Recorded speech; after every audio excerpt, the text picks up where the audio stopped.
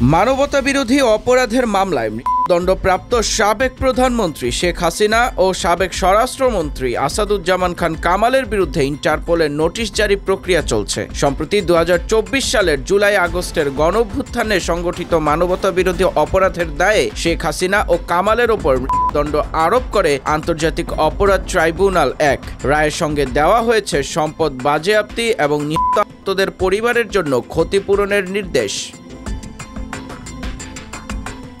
আদালতে অভিযোগ গঠনের পাশাপাশি আইন অনুসারে দণ্ডপ্রাপ্ত ব্যক্তিরা যদি পলাতক থাকেন তাহলে তাদের বিরুদ্ধে ইন্টারপোল নোটিশ জারি বা জারি প্রক্রিয়া শুরু করা যায়। পুলিশ সদর দফতর জানিয়েছে নোটিশ জারির প্রক্রিয়াধীন। ইতিমধ্যেই সংশ্লিষ্ট নথিপত্র রায়সহ পূর্ণাঙ্গ অনুলিপি আইনজীবীদের হাতে পৌঁছেছে। বাংলাদেশ দাবি তুলেছে তাদের ফেরতের জন্য। ইতিমধ্যে ভারতকে আনুষ্ঠানিকভাবে একটি চিঠিও পাঠানো হয়েছে।